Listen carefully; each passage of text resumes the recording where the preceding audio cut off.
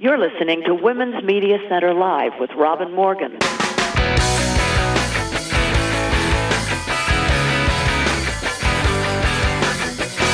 Welcome to Women's Media Center Live. I'm Robin Morgan. We have a lot to offer you today. We have a little reported but important story on the coronavirus. We have a guest who takes normally unfunny experiences like being a Palestinian-American, being born with cerebral palsy, and turns them into brilliantly witty, hilarious stand-up comedy. We have a report on honest to science, steady pulses coming from a nearby galaxy, not making that one up. And we have a Fighting Words segment on the Harvey Weinstein verdict. Lots more to come, so we better get started right away by going inside the headlines.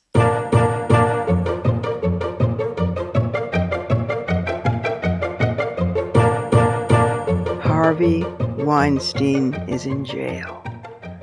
Well, actually, he's in a medical facility for the time being, but he will be transferred to jail. He was led away in handcuffs after being pronounced guilty of rape. More about this verdict in Fighting Words later on, but for now, let this suffice. Gutsy women made the unthinkable happen, made it actionable, in fact. Harvey Weinstein is in jail.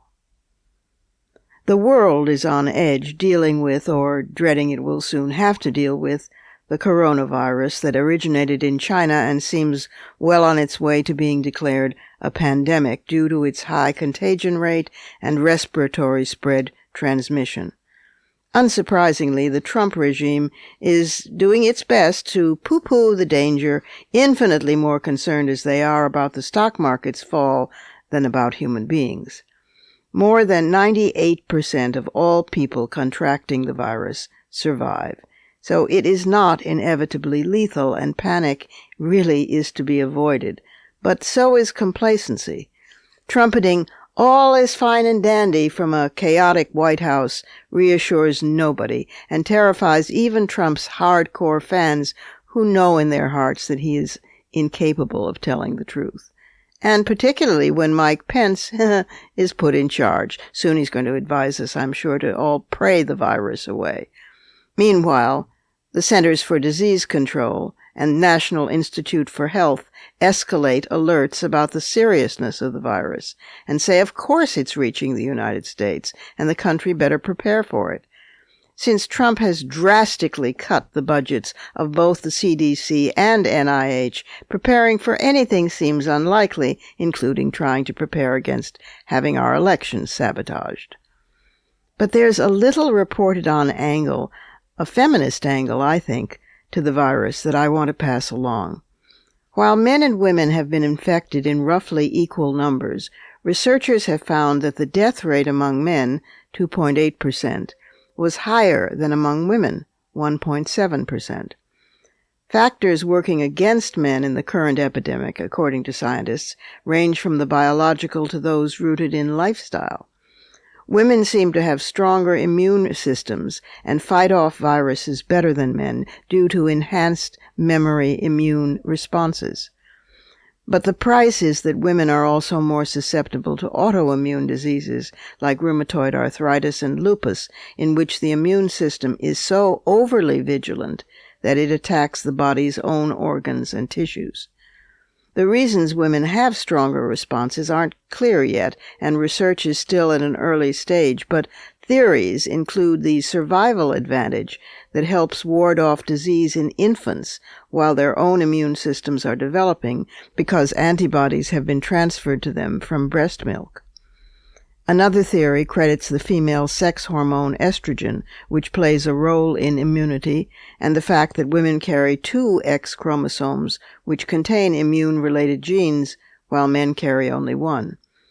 Also, women are more proactive about seeking health care than men, who fall victim to the toxic, tough manliness myth. But here's the real eye-opener.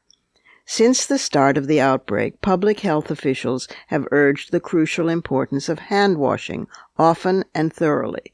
Nevertheless, Several studies have found that men, even healthcare workers, are less likely to wash their hands or to use soap than women.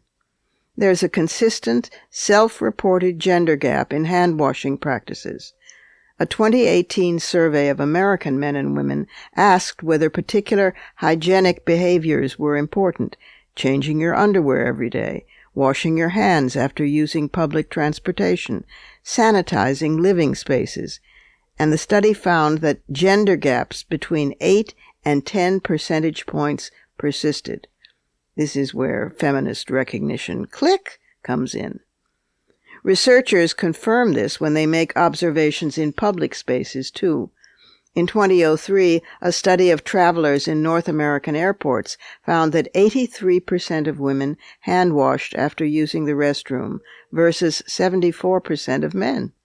In 3 surveys taken between 2005 and 2010, observers watched visitors to restrooms at big public attractions like museums and stadiums in Atlanta, Chicago, New York City, and San Francisco, and discovered hand-washing gender gaps ranging between 16 and 25 percentage points.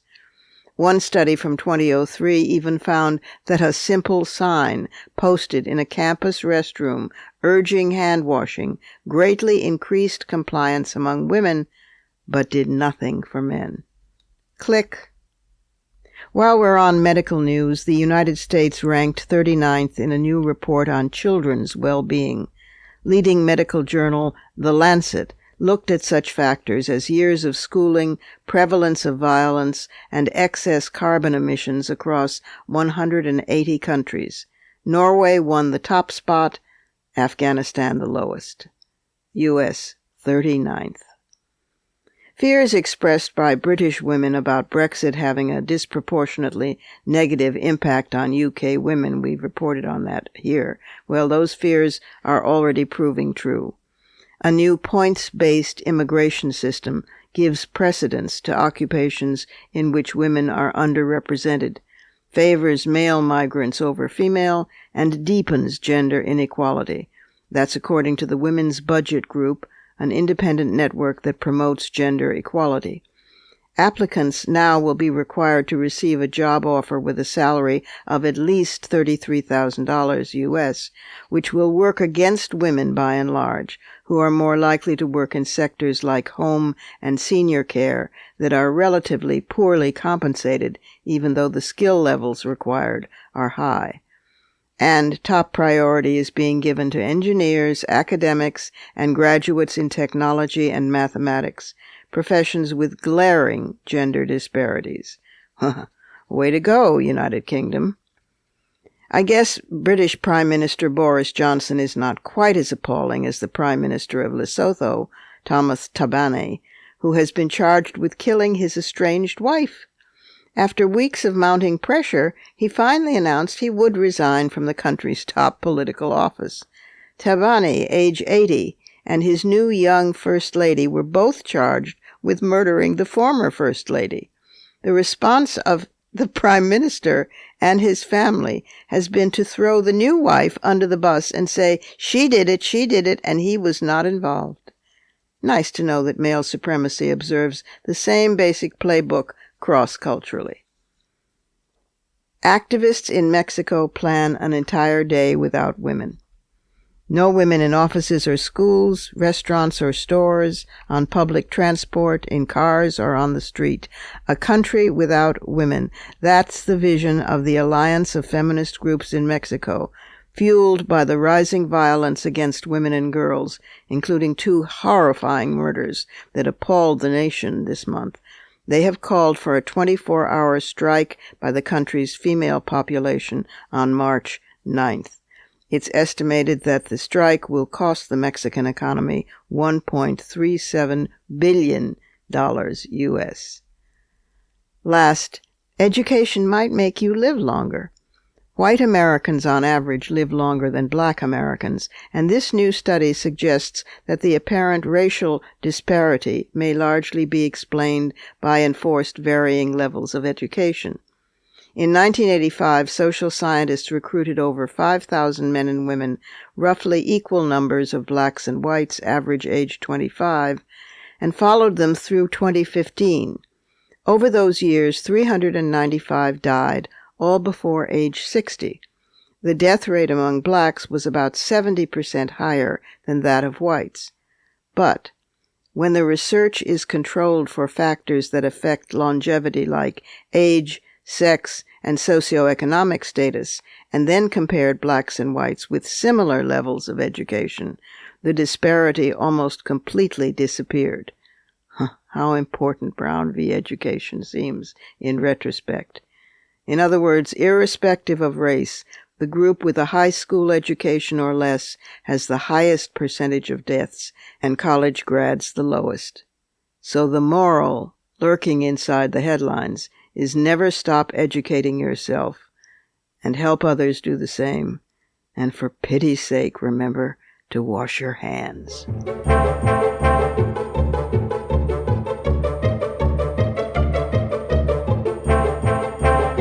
And it's that time for our first break, but there's so much more ahead, including fighting words, and my guest for the conversation this week, a woman of wit and grit, Maysoon Zayid, and looming just ahead, the Surrealism Corner.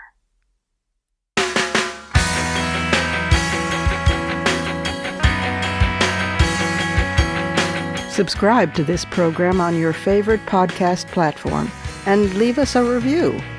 Follow us on Twitter at WMC Live, like our Facebook page at facebook.com/WMC Live, and visit us at WMCLive.com for more information about our show and our guests. You're listening to Women's Media Center Live with Robin Morgan.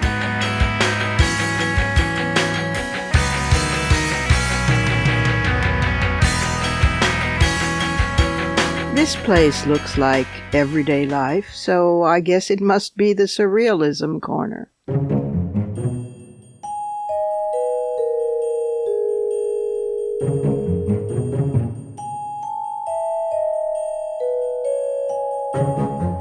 Question: is it just a possible bright side to the coronavirus epidemic that Trump, a self-acknowledged germaphobe, might not be doing his rallies and rope lines in the immediate future, always on the night of the Democratic primary? For that matter, is it a possible bright side that his fan base, always so amused at his lack of credibility and his blatant lies, won't find that quite so funny when it affects their health?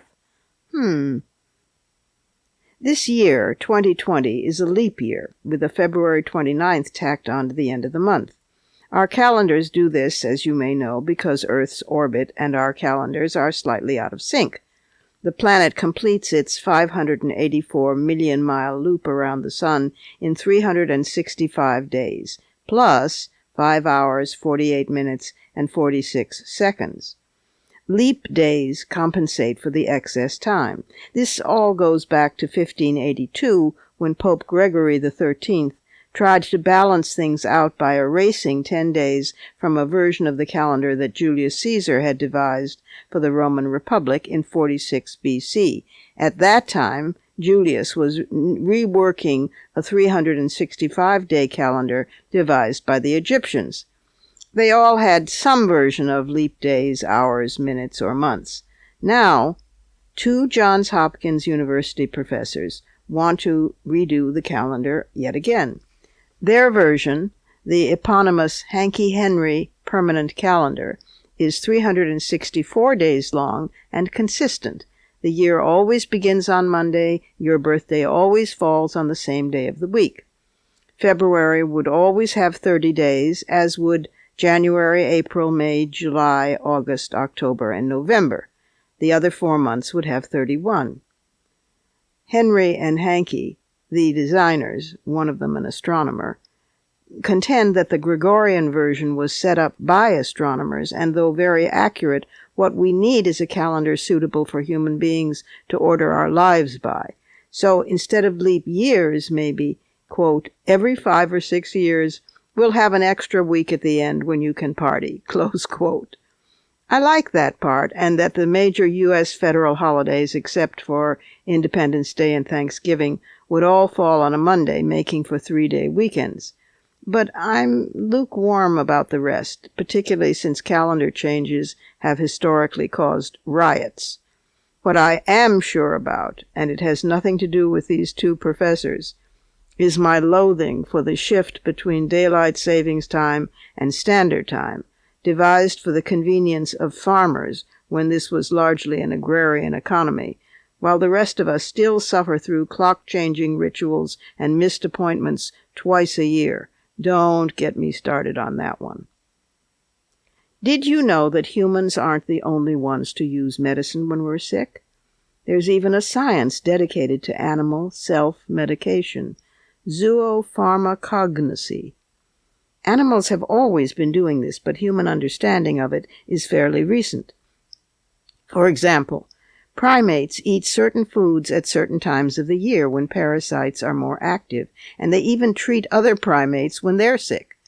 Bonobos have developed time-release medication, taking leaves that cause itchy skin and layering many of them on their tongues, carefully avoiding their skin. And they then use saliva to stick a ball of leaves together and swallow it whole so that it becomes a sort of time-release medication that dissolves over a longer period. Monarch butterflies, who are parasite-infected, know enough to lay their eggs on a particular kind of anti-parasitic milkweed that healthy butterflies avoid.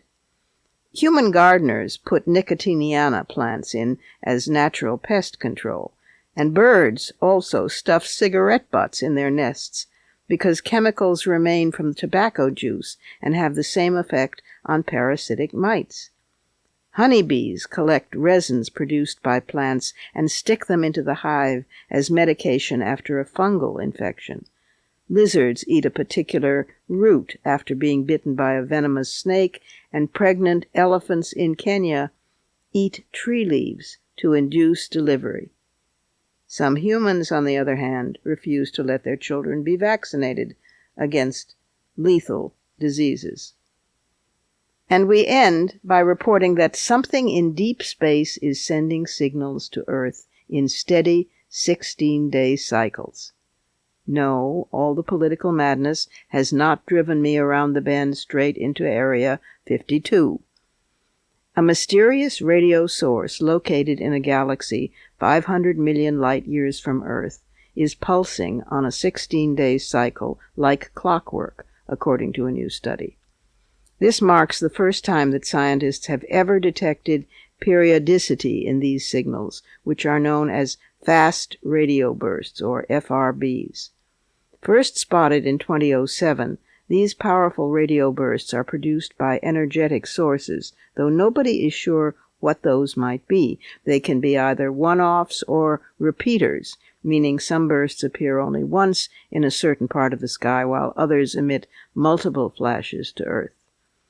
Pulses from these repeat bursts have so far seemed somewhat random and discordant in their timing, but that changed last year, when the Canadian Hydrogen Intensity Mapping Experiment Fast Radio Burst Project, that's CHIME, CHIME/FRB, it's a group dedicated to observing and studying FRBs, discovered a repeater that had a regular cadence.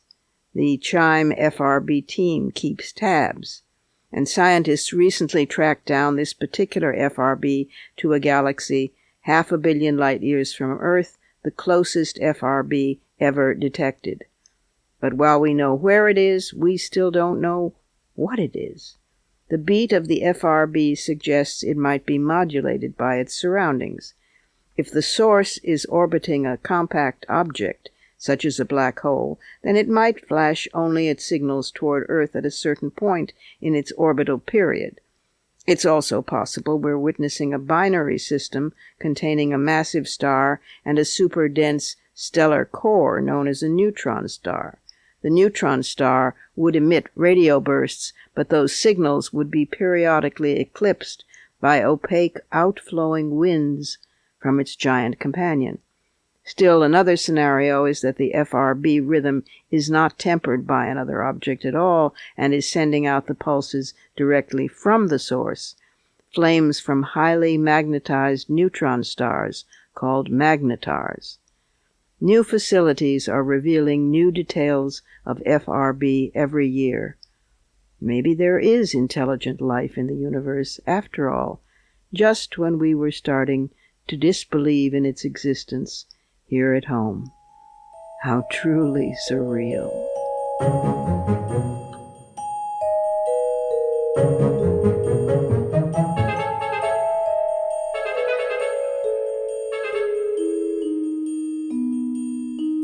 Time for another short break, but coming right up is my conversation with a woman who has had more obstacles seemingly thrown at her than, asteroids during the first billions of years of Earth's formation, and she's found something hilarious about every one of them. This is a seriously funny woman. I can't wait.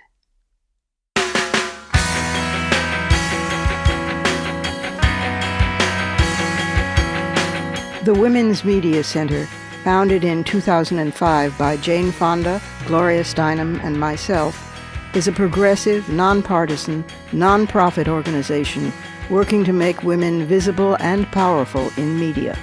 You can learn more about the WMC at womensmediacenter.com. You're listening to Women's Media Center Live with Robin Morgan.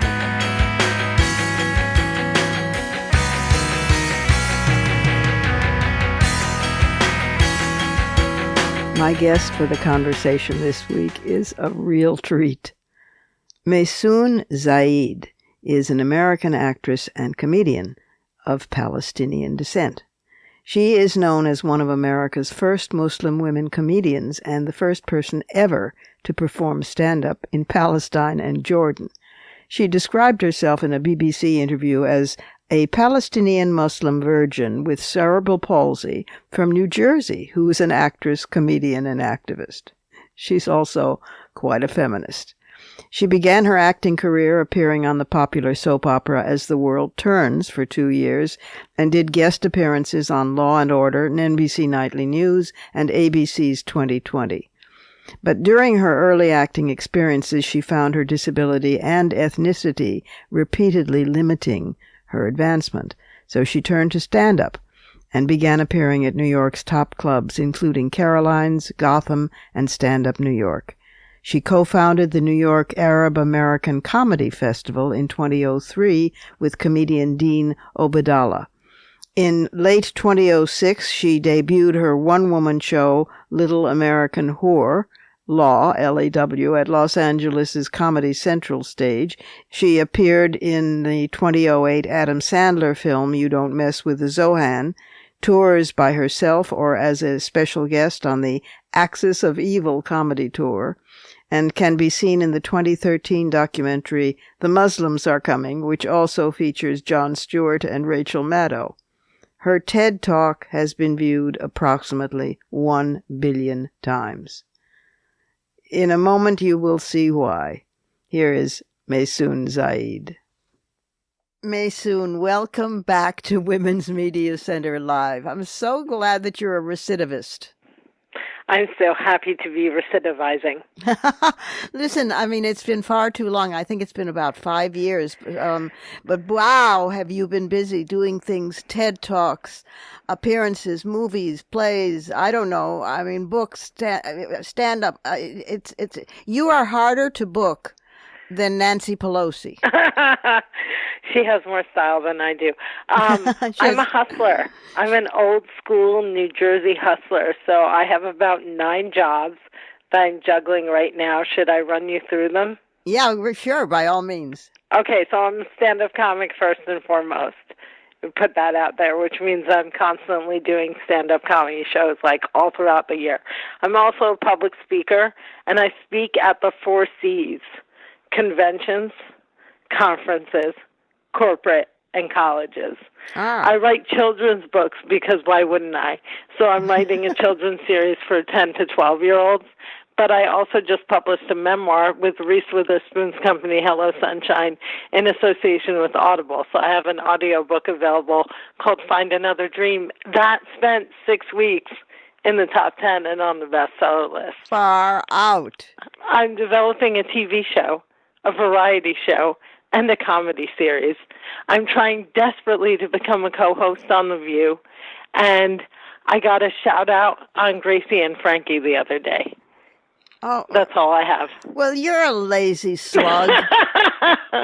The first time I ever heard your routine, I thought I'd died and gone to heaven. It was the basic. I'm Palestinian, a woman, a feminist. I have cerebral palsy. I say in the oppression Olympics, I'd win a gold medal. That's right. I'm Palestinian. I'm Muslim. I'm a woman of color. I'm disabled, and Donald Trump is my president. If you don't feel better about yourself, maybe you bleeping should. Yes, and you.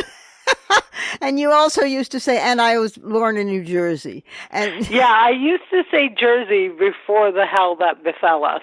Yes. And then I thought, this is much worse than Jersey. So much worse. So much worse.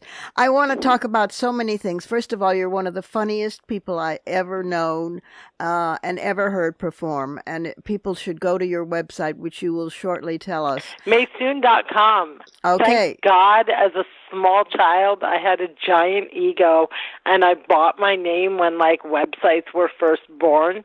So I'm just Maysoon.com, like the month of May is coming soon, Maysoon.com. Sounds good to me. And find out where she's performing near you, listeners, because it is the most amazingly wonderful, funny. I mean, you would think to yourself, so what's funny about being a Palestinian-American these days? Oh, my God. Or what's funny about cerebral palsy? Or what's funny about being a woman? Heh, heh, heh. And she finds it, and it's witty and loving and educative and all good things. But I'm going to leap around in a total non sequitur manner. Leap, my gazelle as a host. Oh, I'm so not a gazelle anymore. I have You joined. You are my gazelle. I love you. Every time I see you, I give you a big bear hug. Well, listen, I've joined the disability community, and even though I've been fighting for disability rights my entire adult life as a political being, I have such a different consciousness from within. Oh. Well, I do a bit on stage where I say that people should be more like disability. We are equal opportunity. We welcome anyone at any time, regardless of age, race, faith, gender, right, orientation, economic class. Everybody is welcome. Right. And if you live long enough, sooner or later, this is the one oppression that you will join. You will join.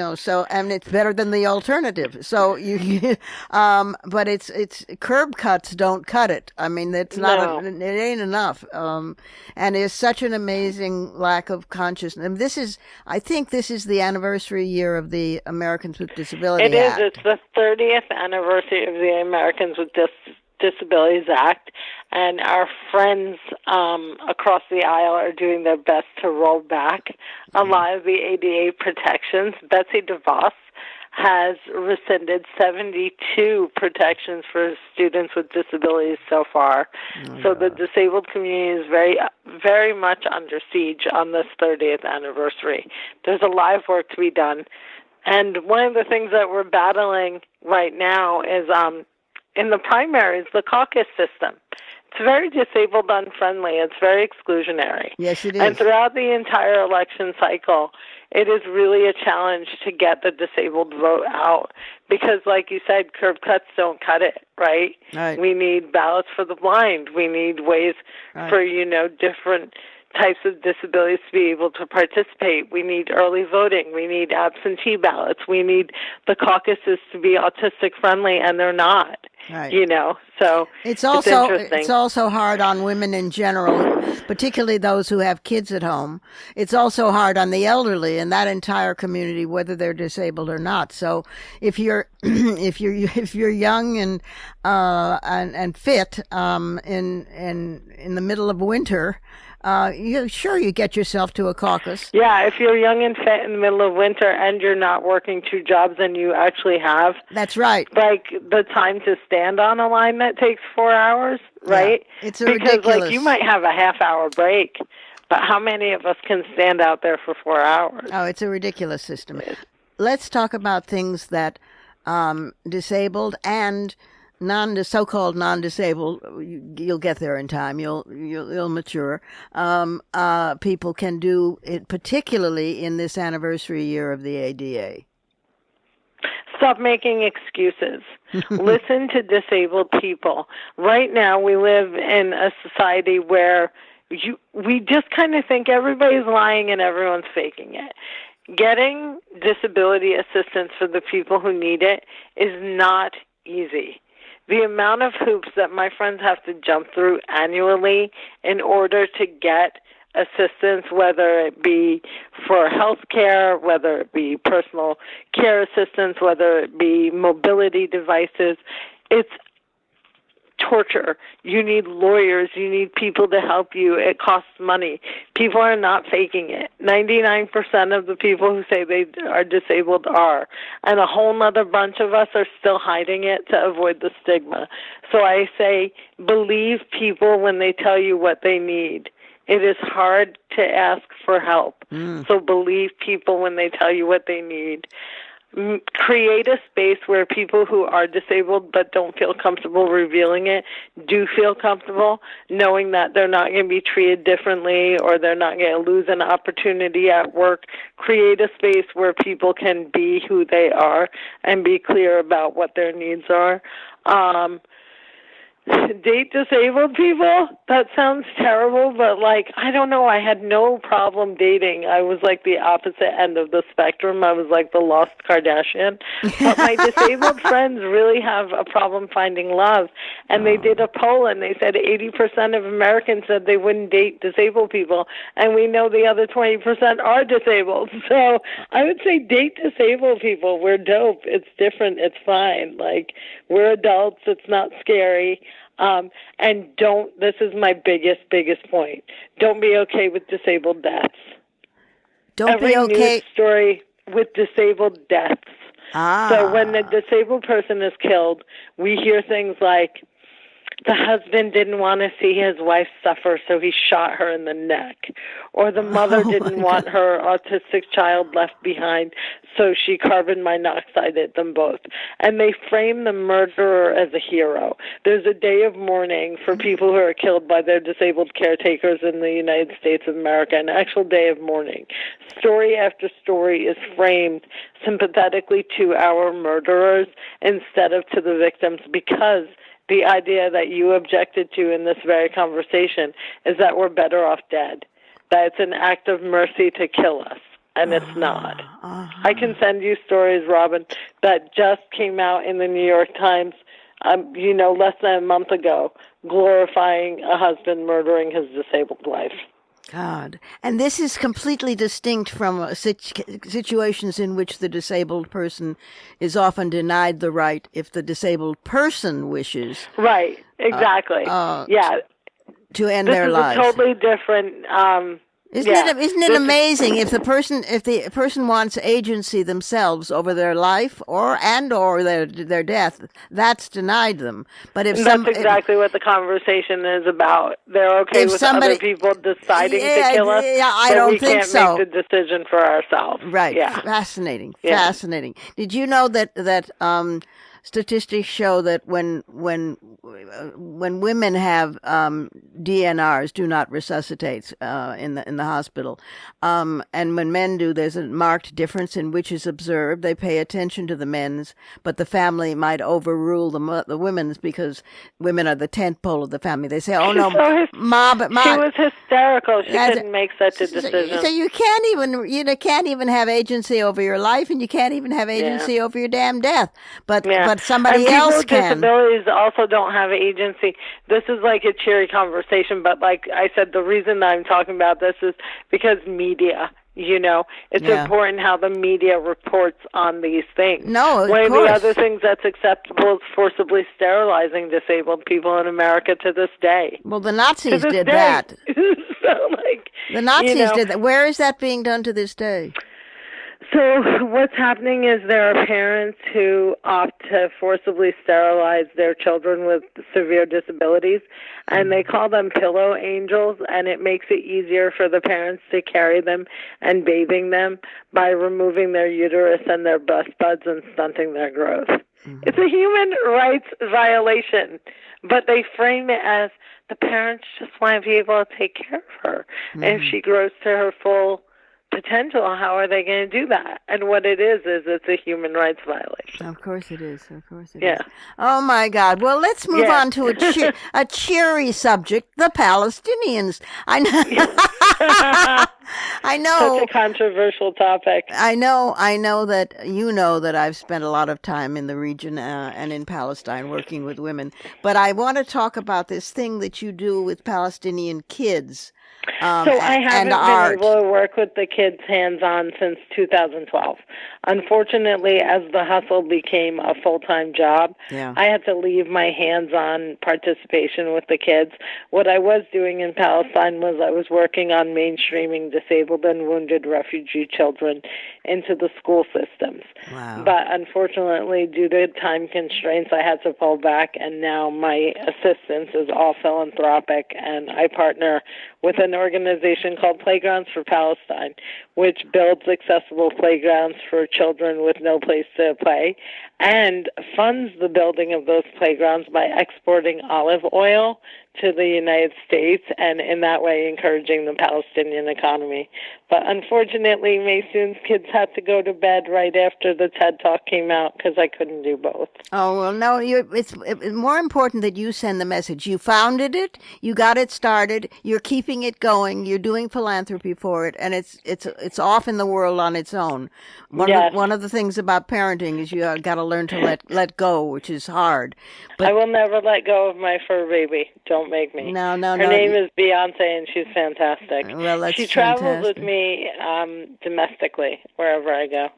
Well, what you've done for those kids is fantastic. And I remember you used to travel back and forth to Palestine to see relatives or grandmother or somebody. Well, I still go back and forth because every single year I film a season of my web series, Advice You Don't Want to Hear in Palestine.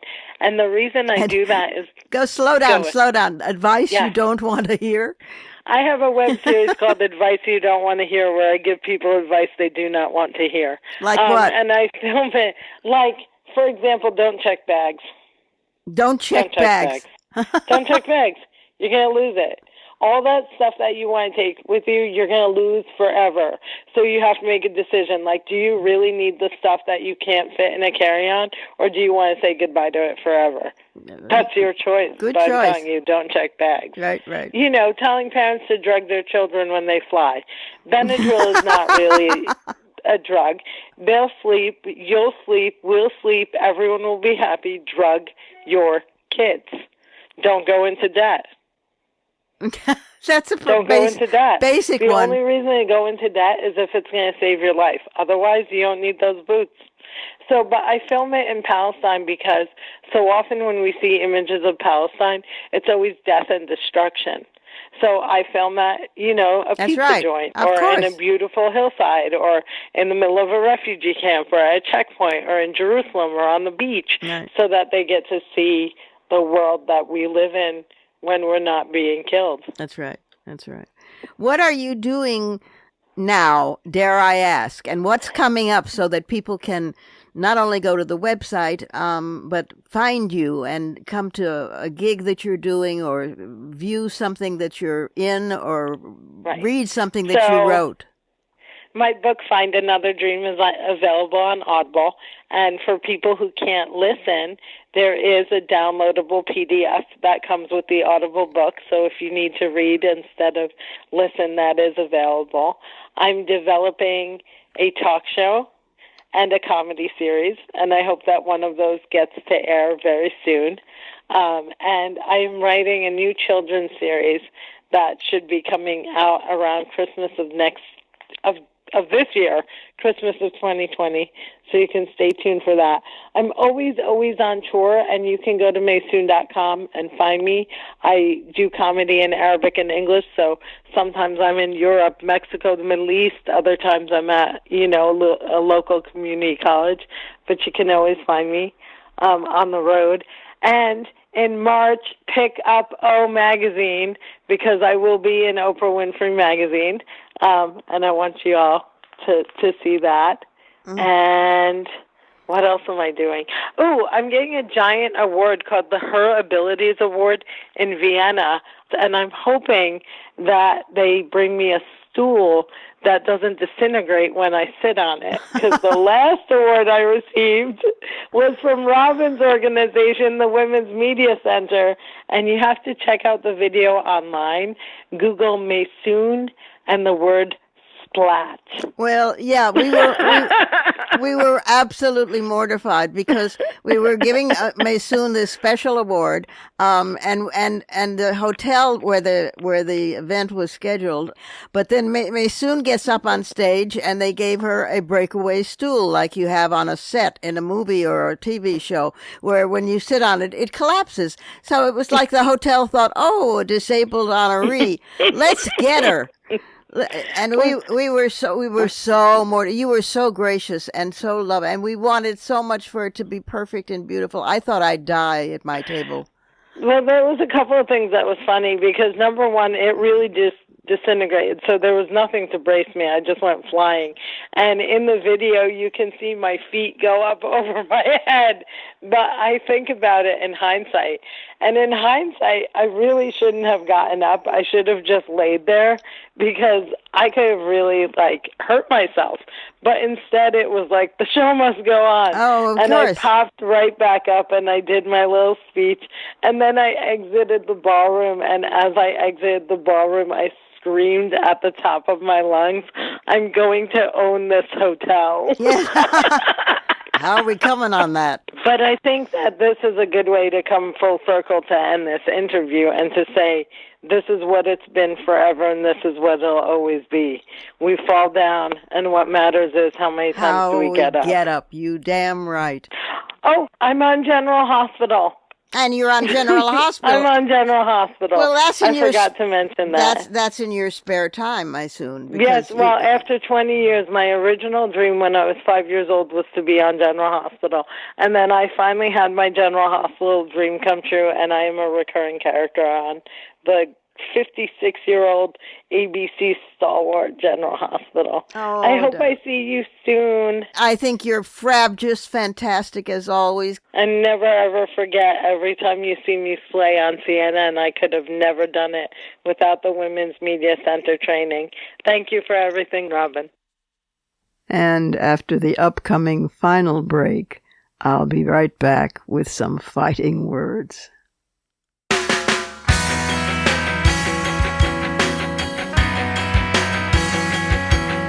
For the smartest talk about news, politics, sex, books, religion, race, and more, it's Women's Media Center Live with Robin Morgan. Audacious, witty, provocative, informative, and fun. It's Women's Media Center Live with Robin Morgan. Talk radio with a brain. Fighting words don't stop fighting.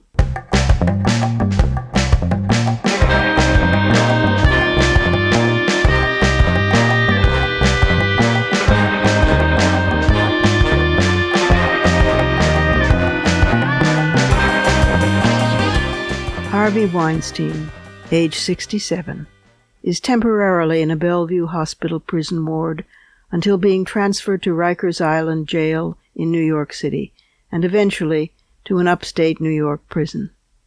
He was found guilty of having forced oral sex on former production assistant Mimi Haley in 2006, a criminal sexual act, and of raping actor Jessica Mann in 2013.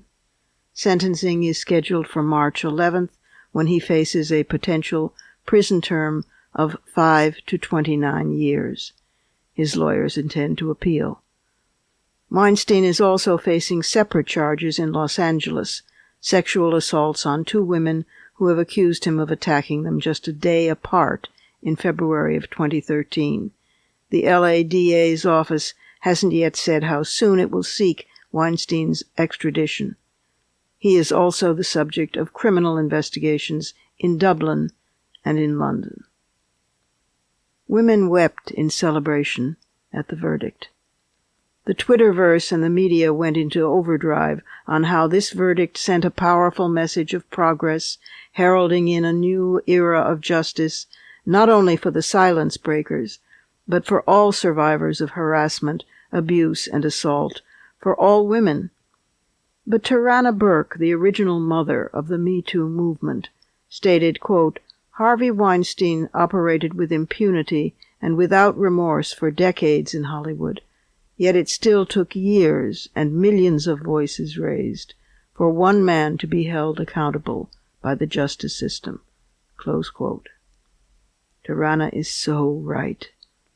Manhattan District Attorney Cyrus R. Vance, Jr. was highly visible in almost daily attendance at the trial, and after the verdict he termed the moment historic, trying by implication to take credit for, quote, "this new landscape for survivors of sexual assault," close quote. Some women are saying he deserves the applause, but others remember how we got here. Vance has faced repeated accusations throughout his decade in office of backing down from sex crimes when influential men were accused. Only a year after his election, he was faulted for dropping charges against powerful French politician and former International Monetary Fund chief Dominique Strauss-Kahn, accused of sexually assaulting a hotel housekeeper. In 2011, Vance's office actually argued for Jeffrey Epstein's sex offender status to be reduced to the lowest classification, despite allegations Epstein was continuing to molest dozens of teenage girls. In 2015, DA Vance declined to charge Weinstein when the first accusations emerged against him by Ambra Gutierrez, who, with the help of the New York Police Department, later even recorded Weinstein offering an admission and apologizing for his behavior. Furthermore, Vance brokered a no-jail plea agreement with Dr. Robert Haddon, a prominent gynecologist accused of sexually assaulting 19 women. As new allegations against Haddon have emerged, Vance says his office will now review the case. Vance's critics have pointed to what they say is a pattern of his mild prosecutions when the defendants were powerful men and or have well-connected lawyers who were big donors to Vance's campaigns.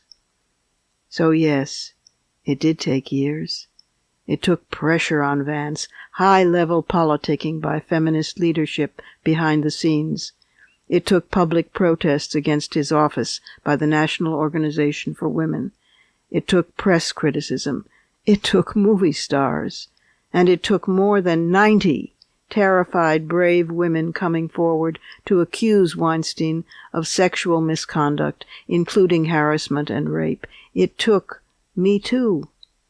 It took the power of the global women's movement. Justice should not have to be won so slowly, so painfully, at such cost, and in so piecemeal a manner.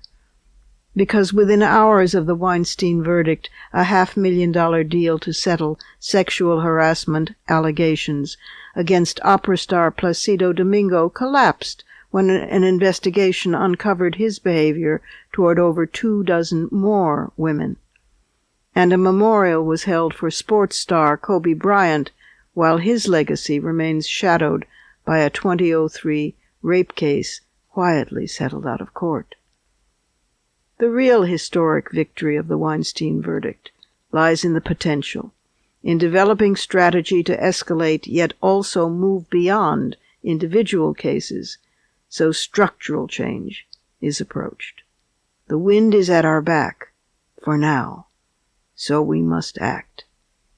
Policy, legislation, sex education in schools that emphasizes consent, longer or open-ended statutes of limitations and filing deadlines for lawsuits, expanded legal definitions of sexual harassment, tougher federal laws to protect more workers, specifically citing equal pay and paid leave, the end of non-disclosure agreements for sexual misconduct allegations, or at the very least making them unenforceable if victims break them, as New Jersey already has done. The nation is currently still witnessing Democratic presidential nominee candidate Michael Bloomberg squirming over that one, and finally releasing 3, but not yet all, female former employees from their NDAs. Another potential breakthrough in this conviction is in setting a precedent that allows victims and survivors to have less than virginal backgrounds. Relationships such as those maintained by some of Weinstein's victims with him have long been considered by prosecutors as major obstacles in bringing charges, and Weinstein's lawyers indeed argued that all sexual activity with the accusers was consensual. But this conviction has the potential to reframe such cases, to acknowledge that rape can happen in the context of consensual relations, just as rape can happen in marriage or in a dating relationship. Since the early 1970s, feminists have fought for that acknowledgement, fought to sensitize the justice system to the intricate, delicate, extremely complex power nature of sexual crimes and the way women are socialized to respond to them. The verdict also raises consciousness in the justice system and in public about the lifelong trail of suffering left by such abuse. Former Sopranos actor Annabella Sciorra, 59, testified how her life unraveled in the aftermath of being raped by Weinstein. Quote, "I disappeared. I began to paint the walls. I began to drink a lot. I began to cut myself." Close quote. This is the reality to which many survivors are sentenced for life. Meanwhile, the perpetrators, armored in their arrogance, still don't get it. During jury selection, the judge had to threaten Weinstein with contempt of court for repeatedly violating an order not to use his cell phone in the courtroom. 2 weeks ago, Weinstein hired a prison consultant, an apparently new profession tailored to prepping the rich and famous who might face time behind bars, though Weinstein was reportedly certain he would not have any need for such services. Meanwhile, Weinstein lawyer Donna Rotuno told reporters, quote, "He took it like a man. He's mentally tough." Close quote. But Arthur Aidala, another Weinstein attorney, said that when the verdict was read, Weinstein was stunned and refused to move from the defense table when approached by officers, insisting, "How can this happen in America?" That's the voice of someone who assumes America is about him, someone to whom it never occurs that justice might include others. That is the voice of entitlement. Some men will never, ever get it. But whether he gets it or not, Harvey Weinstein, now inmate number 065811138Z, is tasting his first sip of justice.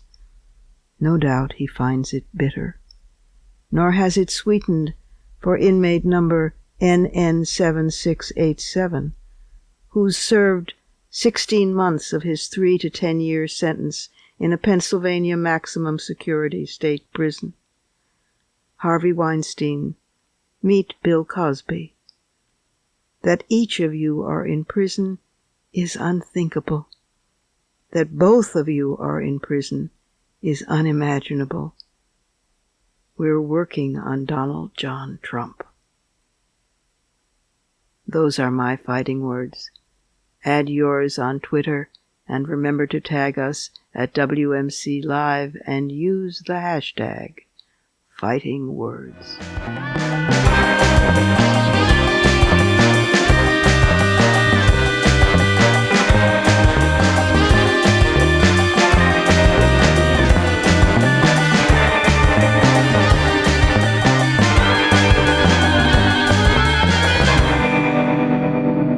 that's our show for this week. You can follow me on Twitter, Facebook, and now Instagram at @TheRobinMorgan, and you can check out my blog at robinmorgan.net and find my latest book of poems, Dark Matter, and my brand new novel, Parallax, wherever books are sold. Opinions expressed on this program do not necessarily represent the Women's Media Center. Here's the family for Women's Media Center Live. Executive producer as well as founding and sustaining sponsor, Regina K. Scully. WMC president and co-executive producer of this program, Julie Burton. I'm Robin Morgan, your producer and host. Thank you for being with us. Join us again next time on Women's Media Center Live.